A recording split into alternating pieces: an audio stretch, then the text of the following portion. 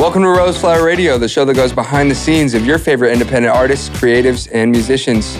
I'm Micah Wilson. And I'm Finlay Matthias. And with us today is a music composer, recording engineer, and sound editor, designer. We're going to get into it. It's Luis Morales. How are you, man? Hey, man. It's good. It's good. I want to say thanks for having me on the show. I appreciate it. Sir. Thanks for reaching out. Of course. It's actually really funny. It was, Bella, my girlfriend, she was like talking about how like you guys were talking to her about having me on, and I was like, oh, that'd be so rad. That'd be so cool. And like, yeah, they want to ask you. And I'm like, oh, I hope they do. Cause like, I'm really excited. So actually I'm really grateful and really excited to be here. So thank you guys. We're excited to have you, man. So I got to get right into it. For those who don't know, Luis works on re-recording, redubbing for... You've done Netflix shows, Hulu shows, and we'll get into the details. Sure. But I got to ask, as someone who has work on Netflix, how do you feel about the Netflix password shenanigans going on right now? Oh, sure. Yeah, no, I heard about that. I mean, I don't know if I should have an opinion. I just gotta say, I love Netflix, I love streaming, everybody, I love it all. So I support, no, in all honesty, I think... there's definitely, it's hard to like think business-wise how things would go if they make certain decisions. I'm sure everybody's doing their best to, make things work for it. I mean, obviously, you wouldn't want to make a decision that would like affect your very HR-friendly answer right now. That's the corporate answer right there. I'm neutral. I'm just very neutral. The situation. That's a good answer.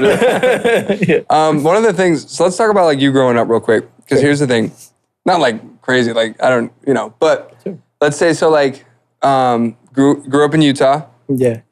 So childhood was actually, I was born in Mexico. Okay. I was born in Mexico. I was brought here at 1 year old. So I was only 1 year old when I was brought here. And then grew up in Downey, actually. So just right by Long Beach. It's close by there. Had my childhood there up till I was like 13. And then after that, family and I moved over to Utah, Salt Lake City area. We just kind of moved around there a lot. Just at the time, we had moved over there because it wasn't a good place to be family-wise where we were growing up. It was kind of not the best neighborhood. So they were just like, we had family in Utah that we'd visit, and we liked the snow. It was like, it was very new to us, and we loved sledding and everything. And my dad was working 2 jobs. He worked he worked 2 jobs for 10 years, so only slept like 4 hours for those 10 years every single day. And they were like staying with an aunt and uncle of mine. So we were like sharing a house. So they came here with nothing. Like my family came here with nothing. So it was, they were just doing everything they could to, give us a better life. And that was the whole reason why they moved to the US. Yeah. And so we went over to Utah just because at the time it was like 2007. Around then, it was just, there was a lot of work over there. So we went over there, we stayed with some family members until we got up on our feet. Then we moved into an apartment, which is really exciting because that was like our first official place to ourselves. Because like even here, like throughout the whole time, we were always like, and not to say it was a bad thing. I mean, I love growing up with like my family, it was really cool. With my godmother, who was actually a second mother to me. And so it was just like, there was a lot of moving, kind of thought it was normal, to just kind of move around a lot. I can't even count how many times we moved in my life, just because it didn't stop there. We moved around Salt Lake a lot, and then stayed there till I was about 20. I got married a little young, and so after that, we just kind of like moved around to a university up north in Logan, Utah. Then after that, just kind of figured that I needed to do something with my life that wasn't like dead-end jobs. And so it was about the age of 24 that I realized that like I wanted to do something, got to do something. Just working dead-end jobs. Like, so where did music come from in that? Oh, so I've always had a passion for music. I wouldn't call myself at all like a musician or even like educated in music. This is my personal take and how I personally feel is that I grew up playing piano, but not even playing because we couldn't afford classes. I mean, maybe we could have, and I don't know, we just never took that initiative. Yeah. But it was something that I always liked playing, and I would play with like one hand. I mean, this is like little Luis, just like on this little tiny toy keyboard, and at the age of 13, I actually when we moved to Utah, I got my first like keyboard synthesizer, and it was amazing. It was like the best Christmas of my life, dude. I swear, it was like ridiculous that like I got this piano, and my parents knew that I was like always a fan of like messing around on anything, like any instruments that I could find. I would even make like music out of like chairs and boxes and whatever. And so I always felt like I had a passion for it, but I never learned it, and never took the time to take classes or learn it. It was just like a fun thing. And at 13, I picked up the piano, and I would just do things by ear. I didn't realize like that was like that it wasn't as common. I mean, like coming, it wasn't as common. Yeah, like most people aren't just doing things by ear. Right. Yeah. So I kind of just grew up thinking that was like normal. So I would just mess around, and then after a year or two with the left hand, because it was another skill to do with two hands. I mean, this is like 13-year-old me. I was like, well, this is me. I mean, meeting a lot of musicians in my experience definitely like was like, wow, these people have been learning it since they were like 4 years old, and they're just amazing and prodigies. And I'm like, wow, those are the people that I'm like, man, I respect that so much. And I feel like I kind of like did music on the side as far as MIDI stuff, started on Cubase. And it was, I didn't know anything about DAWs. I didn't know anything about compression, EQs, nothing. Yeah. This is just me like, oh, this is cool. Because what I did first with that keyboard is it would have different programs, right? It would have the general MIDI programs, like the guitars, and you could switch it to the harp. And I would just like mess around. Yeah. And I would use Audacity. I think it was like around 15 or 16. I started on the Audacity. You remember that? Audacity, baby. Yeah. And the program there was very, I mean, this was 14 years ago. Yeah, it's like the most basic thing ever. Yeah, right. Yeah, it's uglier than Pro Tools. Like it's so ugly. It was so clunky. Yeah. But all I knew what to do was hit the record button. The little microphone on my HP computer that had a whopping 512 megabytes of RAM, which I was like, dude, let's go. And the monitor was one of those like fat monitors that are like thick, HP. Got that CRT, baby. Exactly, yeah. And they had a little like built-in microphone on top. So I would use the speakers of that keyboard to like record timpani. And like, so I would just hit the record button, and I would just do like everything like boom, boom, boom, boom, right? And that's just going. I'm like, all right, cool, new track. Let's do some wasn't guitar. MIDI or anything. No, this is straight up. That's how it first started. Wow. Yeah. So that's so funny. So because I didn't know anything. I mean, literally, this was me discovering like a whole new. I didn't even know like there was an industry for this. I didn't know anything. I was just like, I have a computer. Like I've been sitting in front of a computer since I was like 6 years old, which is, like pretty wild. I don't know. I guess now like iPads and everybody's on their phone, like very young. Like my goddaughter like knows how to use that thing way faster than I do. I'm just like, whoa. She's murdering me at Fortnite every night. No, exactly. Exactly. So that's how it kind of started. And then a friend of mine showed me Cubase. Yeah. And that was like the first like real, I mean, Audacity is a DAW. I shouldn't like disregard that. It's not a DAW. It is a DAW. But that was like the first like that I was like, yeah, looks like professional. This looks good. And I started learning MIDI, but had no idea about quantizing, had no idea about scales, anything music related. Really, this was all me just like messing around on the piano. And it was, didn't know about quantizing, didn't know about like triplets, and didn't know about time signatures. So I was very like, why can't I like, get this the way it sounds to like how do you do that? How does it sound? Yeah. Why can't I get it like the professionals? Exactly. And then even on the recordings with the computer's microphone and playing the little guitar parts and it's just like it's not sounding good. And I just kind of like brushed it off because life kind of just came and I started going on a path of life that was very not towards that. So at 24, I was like, all right, let's do something. I'm tired of these dead-end jobs. Luckily, my family pushed me to like start doing something just because I'm a person that's very like, once I get in my comfort zone, like you're chilling. Yeah, it's so hard. Yeah. It's and this is, I know this is like a weakness of mine. One thing I want to like work on, and I've been working on it to just get out of that comfort zone because like I do feel like a lot of times in my life, the big changes have come from like people pushing me. which is something I'm extremely grateful and really just, if I could say, like blessed to have those kind of people in my life. So when did moving to California and LA kind of come into the vision for you? Yeah. So this is let's see, where do I start? I feel like if I jump from where that was to I went to audio school at 24. So 24, I went to audio school, studied in the program. CRAS is a Conservatory Recording Arts and Sciences. Okay. And I studied there and did an internship in Utah.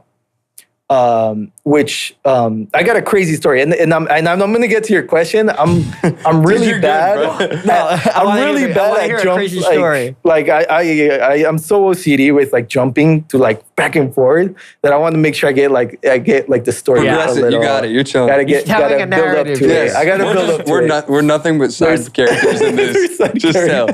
Go. No, but I will get to your question. I promise. So coming to the U.S., my family had a certain mindset, and I grew up in kind of an environment where certain rules were applied that to kind of stay low. We get through what we need to. We get it. We find a job, and you're just like happy. And we're such great. Like my family, I love that we're just grateful. I love the values that they taught us. That we're grateful for what we have, and we've always been that way. But I do feel like that definitely did limit me in where I was in life and where my mindset was. Yeah. And again, like I love them. And I know that this is nothing to say it was anything bad. It was just the way that it happened. And I know that my family did the best they could to give me, everything that I needed. And I really do feel like they did give me everything. So with that mindset of like, I didn't really have a voice here. I grew up, very like in low class. I mean, they came with nothing, So I just didn't have any type of ambition of like, hey, I'm going to be a composer. I'm going to be an engineer. Like none of that was in my mind. When I studied audio, I was like, I'm studying something that I love without any knowledge of what the potential and the opportunities that were going to come ahead. Yeah, you were just there for the craft. I was there because like I knew that these dead-end jobs weren't going to fulfill me. I wasn't happy. Mm-hmm. And luckily I had the right people in my life that saw that and pushed me to make changes.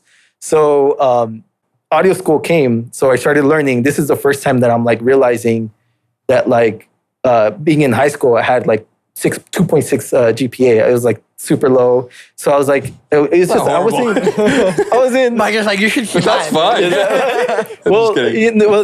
like, I just know that I wasn't applied. I wasn't applying myself. And it wasn't interesting. Like, and then coming to audio school, I mean, 4.0, 100% attendance, made the director's list.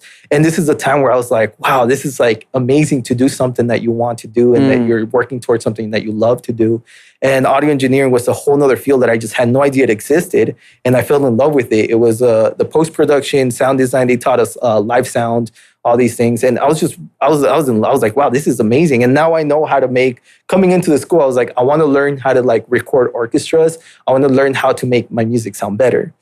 This school was not a music school. This was solely audio engineering. Yeah. So they had no music information for me, but like how to mic up an instrument is very different than what's the scale of this and how do you, transition from this chord to this chord. So I had the engineering down. At this time, due to financial limitations and my lifestyle, I wasn't able to proceed with school. So I had to get a job to sustain, my family. I had to pay bills. So I got into post-production because there's money there, and going back to, moved back from Arizona, moved back to Utah. That's where I had my first internship. I moved over there. My first internship was in the studio. I think you told me about this studio. Yeah, I think I know the story about this. This is kind of wild. So it's about to get a little juicy here. But so this studio is my first internship. I get to Utah.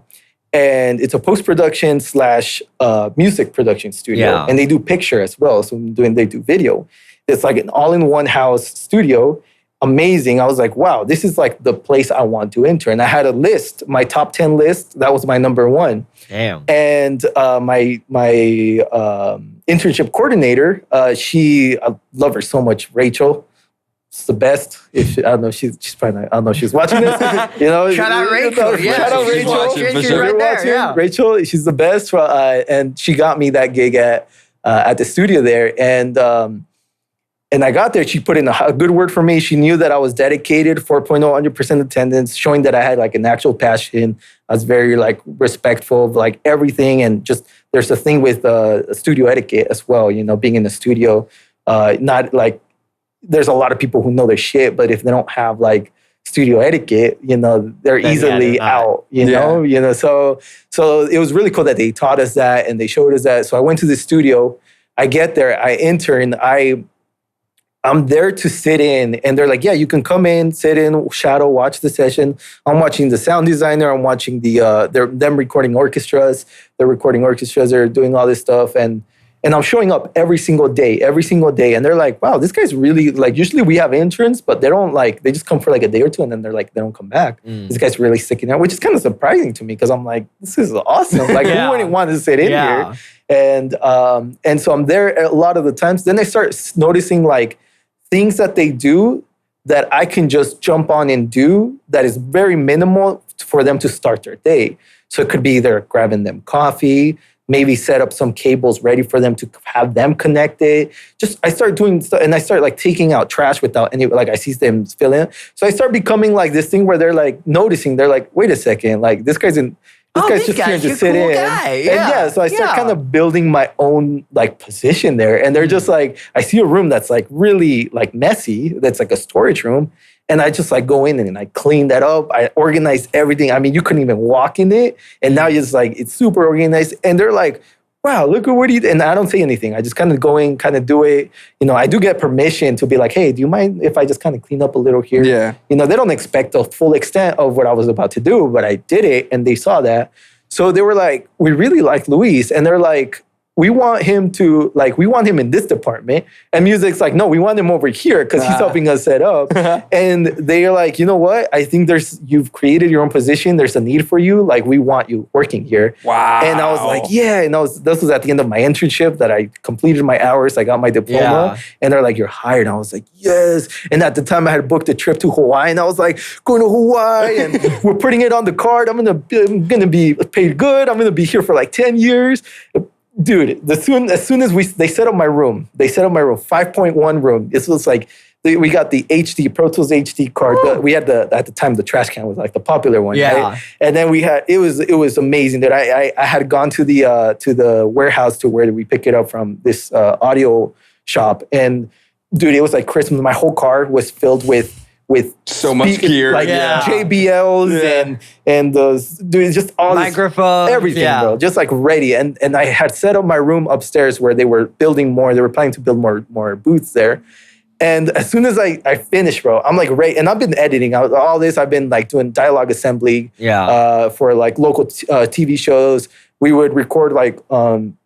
I would be the assistant to the lead engineer there for the recording orchestras. I would set up the microphone. And these microphones, man, they're so expensive. I mean, I was shaking, man. I was like, I better not drop this, Seriously, man. We set up the deck of trees, the chairs and everything. And then I would run over to the Foley room and I would set up the microphones, the cables, do mic checks. And then I'd run over to the other place. I did like an audiobook, which was like super awesome. I was like the first big project I had there.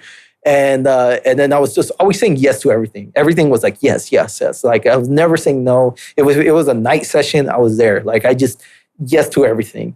It's because you were just so passionate about it. I was so excited, man. And it was such a great time. And as soon as I finished setting up my room, I'm like, I'm going to be here. We're chilling. Hawaii booked a trip in Hawaii for December.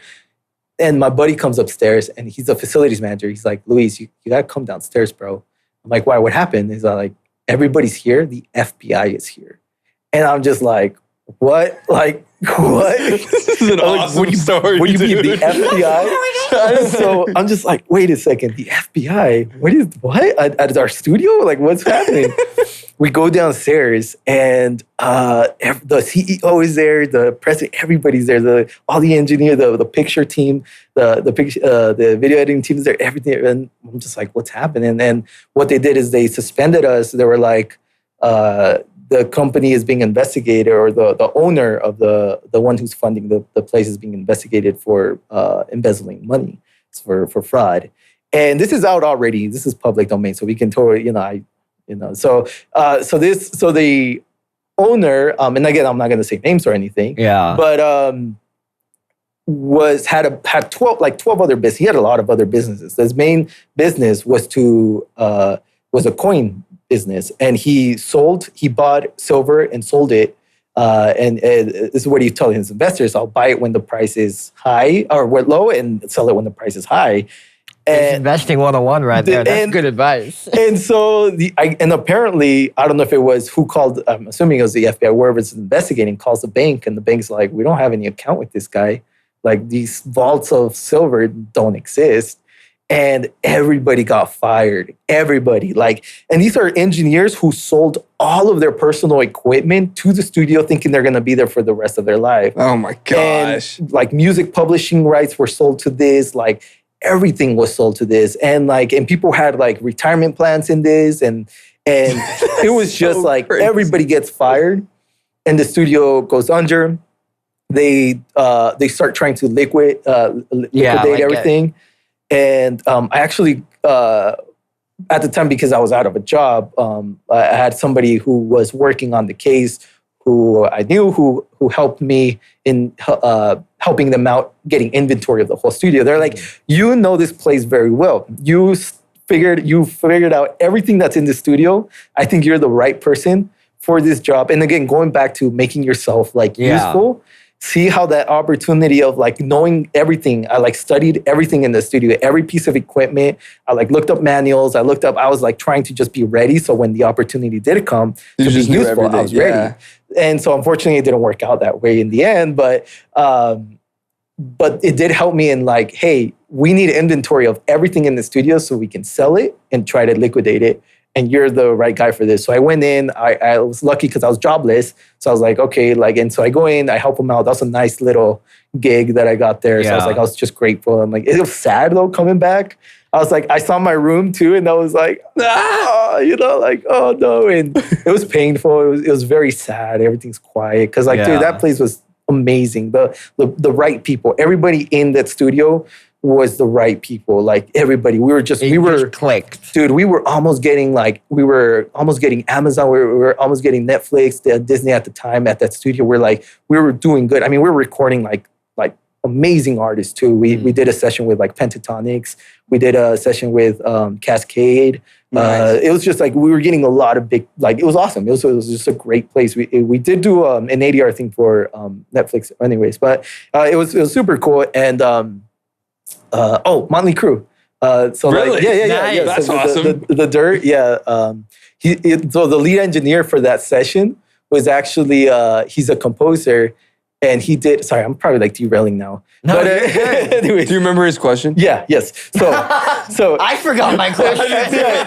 So I'm coming. I was in enthralled. The FBI. moving to LA. So hold on. So okay, I'll start picking this the up. Sorry. FBI, they come in, they sweep everything. You do your inventory. You sell all your shit. So everyone sold their stuff. Everyone sold their stuff to the studio. Yeah. But I'm assuming you weren't you didn't get any of that back. I was the newest guy, so I didn't have any type of You had no pull. I was which Isn't it crazy? I will say this though. I just want to say, talking about how amazing of a human being you are, and how driven you are, and how awesome it is. You were the newest guy at the studio, and you were the only one who knew the inventory that well. It goes to show just how much you put into the craft, which I think is awesome. I appreciate that, man. Thank you. I mean, it was a huge facility. It was really. It's awesome. And was it really a huge facility? yeah, right. Yeah. So there's the first violinist. I made connections there with a lot of the engineers. The sound. I learned a lot. I absorbed everything. I saw everything. I asked questions at the right times. I made sure to stay quiet when the clients were there. I did all that. I followed everything. And the first violinist we would hire usually people from the Tabernacle Choir or the Utah Symphony. Those people would be the ones that we would record, so we can record orchestral film, music for film.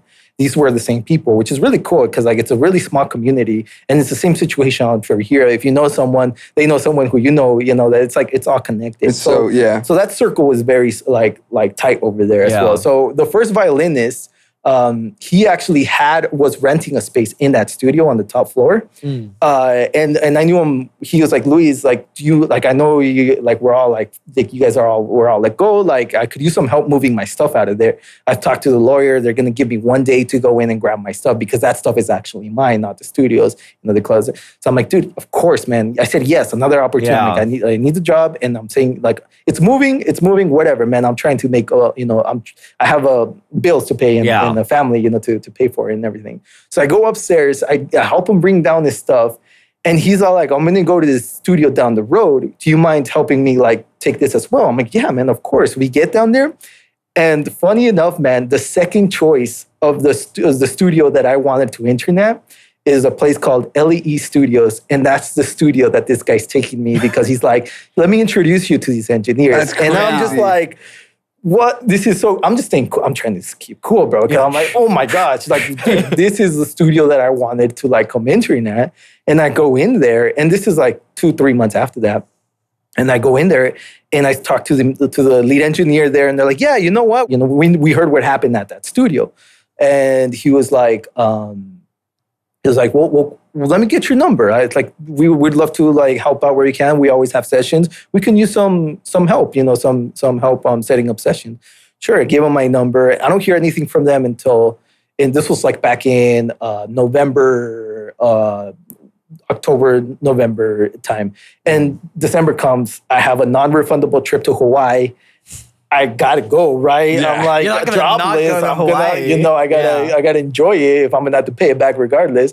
But the guy messages me and he's like, Luis, this is the first opportunity I have at the studio.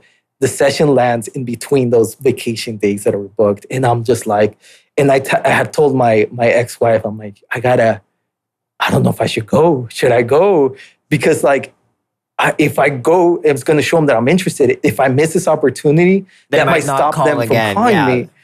And she was very supportive. Like, you should, up to you. But she was really bummed out. Like, how are you? She's going to go alone. No, I'm not going to go, Like, and I texted the engineer guy and I was like, hey, man, listen, here's the situation. I booked this trip.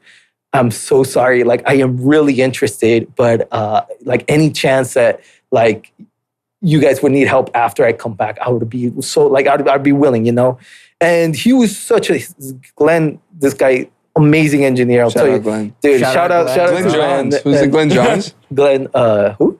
The engineer, Glenn Johns. I think he's dead. It wasn't Glenn Johns. It wasn't Glenn Johns. I was making a joke. Oh, okay. Didn't hit. It's all right, whatever. No, and so I go to this trip. He's like, don't worry. Enjoy your trip. Enjoy your trip. Well, like when you come back, I'll for sure call you again. And I was like, oh, thank goodness.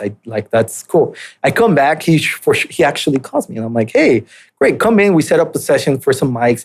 Me and him start like going like this bond as well. And he's teaching me so many things. He used to be like a farmer as a kid. He got into engineering. He's been recording stuff for like NBC, Fox, and all these things for like ages. I mean, this guy's been there at this place called LEE Studios, which used to be called Nonstop, for like, I don't know, 25 plus years. I don't know how long he'd been there. He'd been there a long time. He was like close to retirement.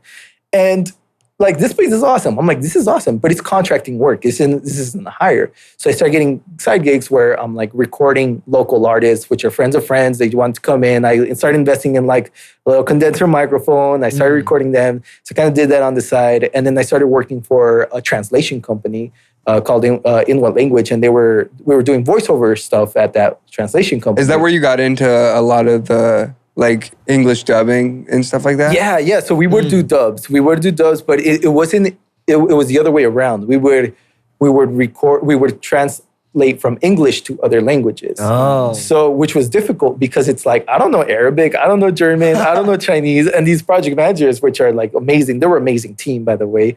We're just like, we were all kind of figuring out like building this thing because like they would outsource these things, but it would be very costly to them. So it would be like let's get an internal guy. It makes sense. I was like, cool, I'm on board. Let's do this. So I built my own system on kind of like how to record them, and I'd be like voiceover artist, you got to tell me if you're messing up because like I'm not going to tell you if like this was a messed up line because you know it's German or Arabic. And so it was really cool. I really learned how to be fast there, like really just grinding and fast and doing a lot of recording there. While I was doing gigs at LAE Studio, setting up sessions, we almost had LeBron James in, bro. There's an app called Calm. CALM. Yeah, I know. And the lead engine, it's a meditational app where you can have like celebrities read you bedtime stories, and you're just kind of like, Matthew McConaughey, like, all right. You know, and you're just like, this is perfect, amazing. I think it's like it's crazy, multi-million-dollar. I'm sure it's maybe in the billions dollar app. And he's just the engineer, the lead engineer. I think he was telling us that he was the engineer for one of the Iron Man movies, and that he literally broke his back trying to get a sound where he jumped on the ring, on the boxing ring, and recorded that. I hope it made it into the film. I actually don't know if it really did. If it didn't, then that's like the biggest sacrifice of all time. Like that's how you know that dude like it's really like in love with. The thing is, I have to wonder. There's got to be another way to get the sound without actually jumping. Like he could have dropped the mattress or something. Or I'm some sure weight it would bag or something. Yeah, I'm sure he didn't have, but that's how committed he is. He's all like, had to be. He's all like, I want my back in Iron Man. We would be in the cinema like you just feel like that wasn't it. Yeah, no, seriously. And but he was super cool. He like gave me a subscription to like 1 year of Calm. I'm like, oh, this is rad. We had to book the whole studio out for LeBron. It was just crazy. And like they didn't tell us who it was because like I think it's also like a security thing. Like they don't want to tell us until the day of. But we had to grab stuff because the manager was like, we need to get like we need a really long mic stand. No, I'll get to that too. But like, so the reception girl that was there was like, we have a list of stuff we need to get. Do you want to come with me? I'm like, sure. And it was like Cinnamon Toast Crunch and all these things that were like, it was super cool. I was like, this is awesome. Like this is the list that this guy wants, or at least that his manager's like has it ready for him. Like, this is Cinnamon awesome. Toast Crunch was one of the things. Yeah. It was like Cinnamon Toast Crunch. There was like brownies. There's brownies. Brownies, cookies. There was, I think there was M&Ms. Yeah, you're exposing LeBron. Oh, yeah. No, in no, I'm playing. LeBron. Congrats on. I know you're obviously watching, so congrats on making the scoring record. Biggest score. So amazing job. It's all because of Luis. And so he actually doesn't show up, which is fine, like, you know, but we had catering to like come in. And so we got to like enjoy all of it. Like it was like, because they didn't show up. So we're like, you know what? Like, they just no show, like not even a call or anything? Well, the engineer was there. He was just ready he's like, you know what? We'll just record him on his private jet and we'll RX it. And I was like, yeah, sure, you know, private jet. Yeah, you know? So like, yes, the private jet recording. So you didn't get to affect LeBron's legacy at all. No, we did. And we did set up the mic with the engineer. Glenn was like, if we set it up here. Like, damn. No, it was so tall. It was so funny. Recording a giraffe today? Yeah, like, right. Damn. No, it was such a cool. It was, regardless that it didn't happen, it was such a great day. I mean, it's so amazing to like be able to like fall in love with what you do and like and be paid for it, dude. Yeah, and I guess like even though it doesn't happen, even though it didn't end up happening, you now know what it feels like to be going into a big session, you know, getting all that stuff. 100%. Like setting up the mics, you know, booking out the whole thing. Even though he didn't show up, you know what goes into now like a 100%. A high level session or something like that. Dude, for sure. And like everything that every engineer did there that I was available for, like in the sessions, I absorbed, man. I was just like, this is gold. And like, and it sucks when people like do sit in sessions and they're just like, they just think that they don't have to do, they just want to do the stuff they want to, but they don't understand that like the smaller stuff is what gets you. And the stuff that you don't want to do is the stuff you have to discipline yourself to get to what you want to do. And it's just like, you don't see, like, I took out the trash not because I'm like, I love taking out the trash and I love cleaning. No, it's because like I knew that these were disciplines that I had to make myself useful, make the most out of my time. Like I didn't like the lunches that I had. That's what I did, you know. And the lunches that I didn't, if I was on the clock, you know, and I was there watching them and absorbing and making sure that I remember what they did and ask them about it, you know. So all of this happened. Pandemic came. and it shut down LA East, dude. This was another blow. This was another like. You're like, I can't catch a break. Yeah, First 100%. FBI, then a giant virus. 100%. Right after LeBron doesn't show up, Yeah, too. like, what the Damn. dude, it was such a bummer. L after L, man. Dude, 100%. It was such a bummer, and I'm just like, shoot. Well, now it's doing this. What? He tried to make a joke. I didn't even hear him.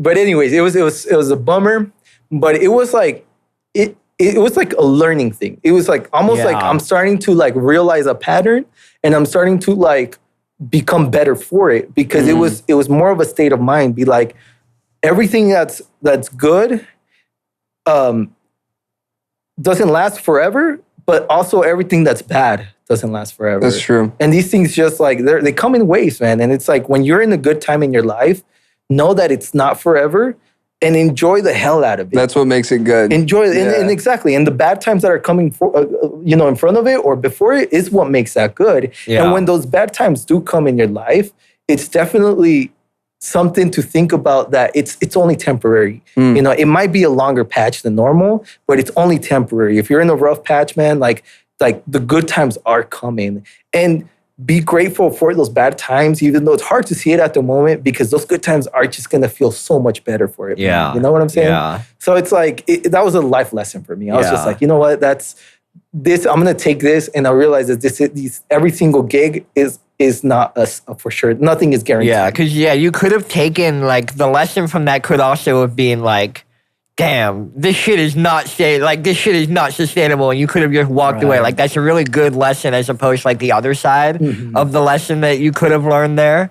Now, I don't want to like cut you off and jump ahead, but we've not left Utah yet, and we're running out of time.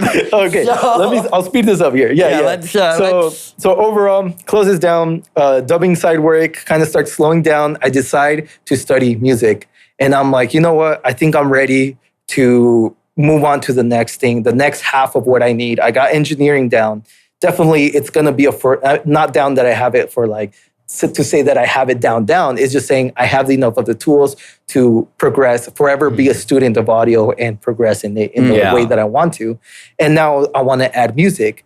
And I took on, again, I had the right people in my life who pushed me to find a school, this music school. And right away, it was just a call. Hey, start applying now, because our deadlines are like yesterday, and you're good to like, we'll make an exception. Wow. So I got into the composing. I sent in my music, and I was like, here's some stuff. And at this point, my music is still very like raw. And I still actually, I mean, it's something I'm still learning. It's very new to me I don't know anything about notes. They were like, send in music sheet. And I was like, I've never written What's a music sheet? Exactly. Yeah. I'm like, I didn't even know what rests were, bro. Like that's the level where I was. and so I sent in, and I had Cubase translate this to music notation, and I just sent it off, and I'm like, I hope, and I am 100%. I don't even want to look at that score right now. It's really I am awful. 100% that's like the worst thing. So I showed the music to the head of department, and he was like, this is great. You have a lot of potential. And I told him the areas where I wanted to improve and what I wanted to improve on and what I was hoping to get out of the program. And he's like, this is great. You already have like a right mindset coming in of what you want to improve it. We can offer you that. And I'm like, fantastic. This is the school that I want. And I researched schools before then, and I couldn't find anything that is exactly what I wanted to do, which is composing for a film. Yeah. So you moved to California specifically for school. For music, school. Yeah, right. Okay. So just kind of going personally why I moved over here. I wasn't actually planning on moving over here. I was planning on staying over there, but I went through some personal stuff. I went through a divorce, and so I realized there was really nothing over there for me. And I had good advice from family members who were like, you know what, this is the time of your life to give it your all. You have, like, it sucks that what you went through is what you had to go through. Shit happens. Like, that's just like it. And you have a chance to go give it your all. You don't have any kids. You go out there. I get out there, I go down, and I move over here. It was the best advice I've ever taken. And this is a stage that I was coming through like a healing phase in my life. This is like the lowest point of my life I've ever been through. It was horrible. I mean, this is it was so bad. And if I don't know how real I can get with you guys here, but it was the worst time of my life. And it was something that like I was not happy with the person I was before. I knew that there was a lot of mistakes that I made that I knew that I wanted to improve on.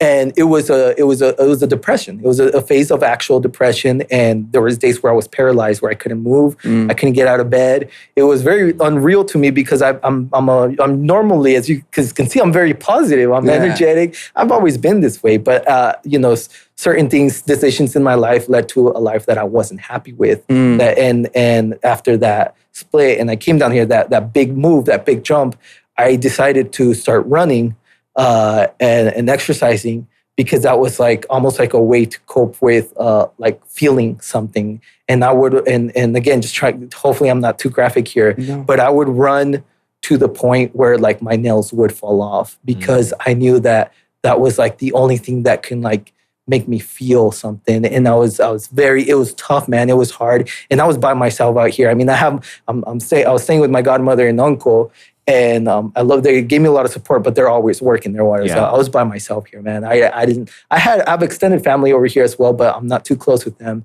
And I was going through a rough time, man. And it was definitely a time of change. And I was close by the beach, so I would get up. It was either I would sleep 2 or 3 hours and just be back in depression, just could not sleep, and I was exhausted while I was going to music school and studying and trying to build something. But it was just a lot of personal stuff. So I would wake up and I'd be like, I could either lay here and mope for hours until the day starts, or like get up and do something. And I would go run, and that would be like my treatment. I'd go to the beach, I would run. I would do like 5-6 miles, just nonstop. And can I show you a picture for sure of how I look? I don't know if I've ever shown you this. Well, I just want to say this super quick while you're pulling that up. It's awesome. It's crazy to me because this is around the time when I met you. I was gonna say this will be. This is when we're coming close to where we were. And what's crazy is I want to apologize that I wasn't it's just crazy because I have to stop and think a lot that like someone could be having the worst day of their life right now. And people don't know, man. And you don't know. Dude, and that's what I'm saying. And the thing is, I know that you smile a lot. That's like your biggest thing. And you're always like the biggest goober and like such a big positive force to be around. But yeah, I'm sorry that like as your friend, I wasn't there for you as much as I should have been. You have done a lot more than you could imagine, man. Honestly, the time that we've spent together and all the support I actually did get from you, man, from when we were just like, not so distant, just because, life, now the job and everything. So I apologize, I haven't been there more. Okay, but anyways, this is we gotta go. But like, this is me, man. This is me. Whoa. Yeah. So if I could show Logan, look, brother. So this is me. This is me at the time where shit was going down. This is me at like my lowest, and I'm like, you know what? I gotta change my life. And this is wild, man, because it's not like when it rains, it pours, man. Because this was the lowest time of my life, and what had just happened within those months of healing that I was trying to get out of this hole, this rock bottom, my uncle passed away from cancer. My dog, my family dog passed away. My best friend died. He suicided from depression. Like my brother was going blind in one eye, and he has a family, so there's a lot of stress. We're really close, so there's a lot of stress. Like I don't know what's gonna happen if he goes blind. He can't work. Like how's he gonna? And like the stress of that. And then my sister had a miscarriage, dude. It was just like nonstop. Just like every time I felt like I'm coming out of the weeds, just news, and just down. And I couldn't. And it was just like it was so traumatic, and I can't like. And I'm sure people have gone through like way worse things, like this. But it was, to me, that was the hardest moment of my life. And it was like, I would get up and then that would happen. And the exercise is what just kept me going, man. It was like almost like a form of meditation. And I would run and I would analyze my life when I ran. And I got to the point where I wasn't so much focused on like you know, because when you're big and you're exercising, are you feeling? You feel like you're dying, man. You're just like, oh my gosh, like just walking up the stairs, you're done, you know. So like I got to the point where it just became almost like it was to survive, and then when I started getting like it was a craving. Like now I craved running, and now I do it because I love it, and because it's like it helps me stay clear. Yeah, do you still run today? I do. I still run. So they have awesome, dude. They have a gym at work, and during my lunches, I take my 1 hour lunch to be as productive as possible, and I run. I run 1 to 2 miles a day. It's less than what I used to run, but you know, I do make sure to do that. I think that's better than like I think the statistic is like that's better than 80% of Americans. So. Really? Well, thank you. I think more, dude. I don't think anyone runs. No, but that's what happened. And then I came out of this, man, with this whole new perspective. Like the old Luis was dead. Like I am like a whole different person. That's awesome. Like dude. I feel great, dude. I even feel. I don't know if you saw the picture, but a lot of people were like, "You look older there," and I feel younger, man. I feel look younger. nice, bro. I appreciate it. Thank you. You're looking snazzy for real. I appreciate it. And so I just feel great. And I have like this mentality now, and not to sound negative, but I'm happy, dude. I'm like happy, and I accept when things just don't go right, and I know shit's gonna happen. Yeah. And I'm like, I know that I'm gonna get through it because of all that shit that I went through. Yeah. Like I know that anything can come at me, and I'm like, everything's fine, man. Like I'm okay. I'm So here, awesome. and look where I'm at now with you guys. Awesome, dude. Fucking talking with you guys. Hanging I out love you here, guys. yeah. And it's great, man. Yeah. I'm in a great time. I have an amazing girlfriend. Like it's just amazing. Just I just cannot explain like how grateful and how happy I am. Like I've never. This is like the top. And I understand that this isn't gonna last forever. Things are gonna come. So I'm enjoying this now, dude. That's what and you I should. know that in the next time that shit happens, good things are after that, bro. I got chills, bro. Amazing. And that's when I moved, you know, to LA. So that's the answer. Okay, I think Yeah. title of this podcast is just how Luis Morales moved to LA. Don't make a single edit. Don't cut a single thing, and just let it go. And start it when I ask, just so how did you move to LA, and end it right there. And that's the episode. That's so funny. So speaking of now, we're almost out of time, but I do want to briefly touch on it because you mentioned it a couple times. Your current job. Yeah. We don't let me need talk to about go that. into actual company names or anything. Sure. But talk to us about like how did you get into that current job? How you feeling in that current job? Sure. You know, what's going on there? Sure, this is gonna be so difficult because I am totally an over-explainer. So like, it's gonna be so I hard love to it, dude. hit You're the so bullet perfect points. for podcasts. All right, it's so hard for bullet points. But all right, here we go. So I intern with the composing instructor at the music school. Do the same things that I do at the internships that I had before. Yeah. Made myself useful. You be the guy. He gave me the keys to his studio. Bring your own personal clients to my studio. You are like amazing to me. Like I'm like he's my mentor. I'm like fatherly figure kind of stuff. Gives me the thing. I start bringing clients in, doing short films. I do music and sound design and dialogue editing just from all the previous experience. That's where I start kind of building up. Then that instructor talks to his main engineer, which is the head of the department the head of the department of the music school. And he then was like, I got a buddy who works at a dubbing house, a post-production studio in Burbank. Let me talk to him. Let's see if Luis can get in there. I get in there. I call in. I talk to him. Like, hey, I've done stuff for like Uber, Foster Farms. Company names, right? I've done stuff for all these corporate jobs and do a lot of e-learning stuff and they were like, great, let's start you off. How soon can you start? And I'm like, I graduate on March 20, I think it was like 28th or something like that. And they're like, great. I'm like, I'm good to start the Monday right after. And this is like, I was very financially tight at this time. I'm like, dude, all You're of the like, bro, get me in there, get me in. I was worse than the college broke student because I carried a lot of debt from just life in general. Yeah. So like I'm like more broke than any college student that that I know. And I can put you up to the test. yeah, I I'm just kidding. don't know. You can. But anyway, so I was like, I got to go back to Utah and work at eBay or work call center jobs that's what I used to do, because I'm like, I'm not going to get any gigs right now. Like I'm struggling. I get the job, luckily, just by like, I barely made it, man, to like be able to stay here. Like I was already at the point where I was like, I'm going to go back to working at You like fast food. accepted it. Basically. Yeah, I was like, you know what? I got to be responsible here. Like I can't like, and I got the job. I was so happy. They put me in audio engineering, like kind of like the lowest level there, which was, I knew that I was like, I've got skills. You guys don't want to put me up higher? I just wanted, because it's a circle thing too. Over there, I had a rep in Utah. People kind of knew me. Like you were the guy, yeah. Right. Well, like I was rising. I mean, I was definitely like, I had a lot to learn, but here I was like, I had to start low. And so once they saw, they were like, whoa, this guy really knows his stuff. They promoted me to dialogue editor. And then I was a dialogue editor. And after a few months, they were like, whoa, this guy is like really, I was like teaching them. He's really good. I was teaching them stuff. Like I was like, they came in, they were training me, but I was like giving them like. You're like, no, actually you should do it this way. No, This is where you should compress. And not to and I learned a lot from these. I mean, these are like amazing, best of the best people, right? But there was a lot of things that I was able to offer, and they saw that, and the guy, the one of the head guys there was like, you know what? Like this guy really knows his shit. They gave me now another promotion where I'm currently at. I am now active QC / dialogue editor, which is I get the mixes from these shows, all these Amazon, Hulu, Netflix, Disney, Paramount.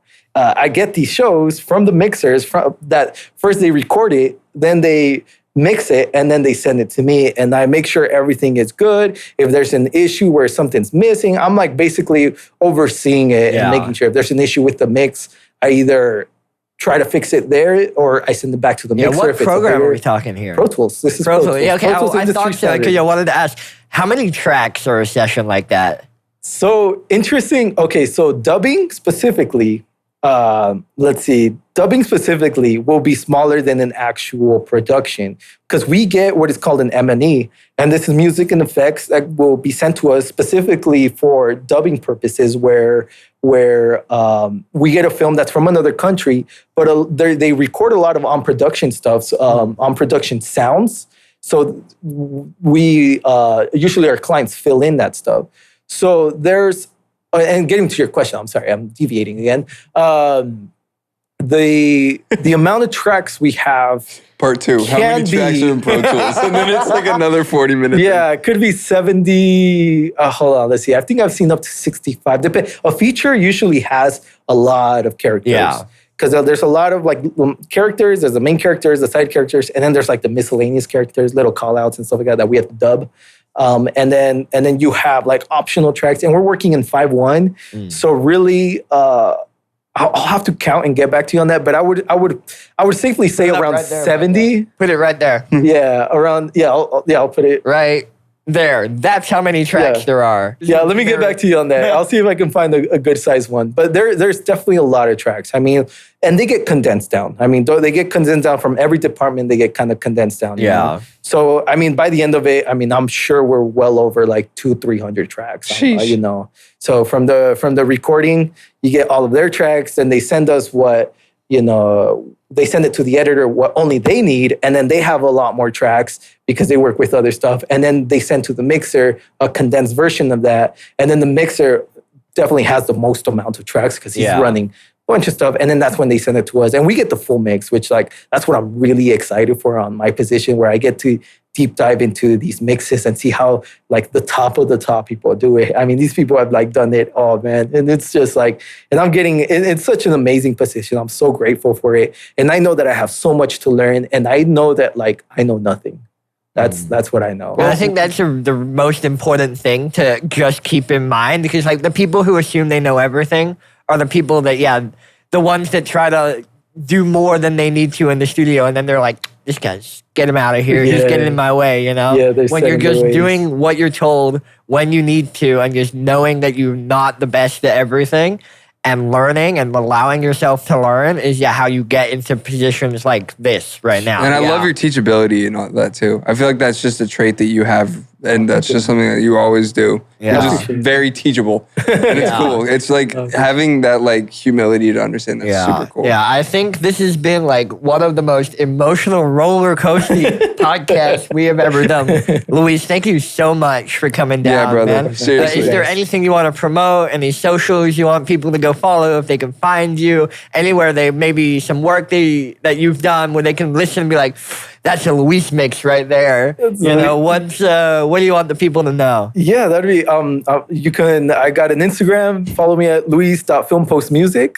And what I would love to promote is, and let me see if I can find the exact thing, but I did do a short film that is on its 11th selection. Is it Instinct? Instincts is another one that is. I thought I was gonna be so cool. No, I'm impressed. I'm impressed. We have Thank you. notes. Hey, We weren't Micah even did able the to touch them, research, bro. bro. Yeah, Micah did all this research, and we just talked about entirely different. Oh man, I'm so sorry, man. No, that's the beauty of the podcast. Yeah, no, but we landed another screening at the Chinese theater. Awesome. And I did all the music, all the sound design, all the dialogue editing, all the mixing. Like basically, all of the sound on the film was like created, and we recorded it at Post Haste Studios. The lead actor is actually the Foley artist for it, and if you ever watch Curious George, he did all of the sounds for all the Foley for Curious George. He's an amazing guy. I gotta rewatch that right now. go That's a good sound. That's a good Yeah, sound. and so honestly, if anybody wants to come and support, that would be amazing. I'm sorry, what was the film called? This is called Voler, Voler, Voler, and then Voler. I can send you a link and all that. For sure, yeah. And We'll they're put a link below for people watching on YouTube. I'll send you the info. I mean, I'll let you guys know time, sure. date, and All time. the info is right there. Just everything. Yeah. Screenshot the whole page. Just chuck it right there. Let's see. awesome. Maybe I can't pull it up real right. fast, but here it is. Okay, so it's February 28th. It's called Voler, the short film Voler, Love, Loss, and Moving On, and that is going to be at 6 p.m. on a Tuesday at the Chinese theater. So If you go see Luis, tell him Roseflower sent you. All right? 100%. You got it. I'd love to know. But I might have to pull I'm really up. proud of this one. I'm really proud of this film. I mean, definitely it was one that like, I'm always the one to be like, I wish I did this a little differently. I wish I could have done this a little better. There, yeah. But I had to accept it. It's an amazing film. Renelle Mestre is the film director. I've known her for 2 years now, I want to say, and she's been amazing to work with. And honestly, that's one of my works that I'm really proud of. So I'm really excited to see it up on the theater. Like that's amazing. I'm so excited. Yeah. I'm extremely like just grateful. Yeah. Man, that's going to be up there. But anyways, right. thank you guys. I appreciate Of you course, guys. yeah. Mr. Micah, where can everyone find you? You can find me on Instagram and Twitter at Shoelace Music, SHOOLACE, because I'm funky like that. And Finlay, where can everyone find you and Roseflower Records? You can find me on Instagram at Finlay Did It, because who did it? Finlay did it. See, I've got you. So Finlay good. did it. We're- See, I'm gonna say, dude, one day you're gonna get like arrested or something. You're like, Finlay who did it? I'm like, Finlay did it. And I'm like, wait, no. It's like the training the Yeah, dogs exactly, to bro. salivate.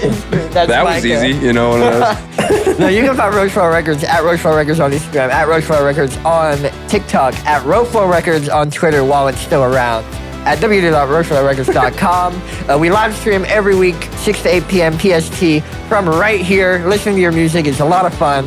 Definitely got to check it out. And if Join you're- our Discord, the link down below. We're trying to hit 200 people by as soon as possible. Let's go. By as soon as possible. Let's go. Luis, thank you so much. This has been such a dope episode. It's so great to see So you guys. much fun. So Of great. course, I'm sorry yeah. I've been so busy with life you're and I haven't good. seen you guys enough. But we're going to have to get together soon. For sure. All right, guys. We'll see you in the next episode. Bye-bye, guys. See you guys. That's it. Was that perfect timing as that camera died? Yes. Let's go.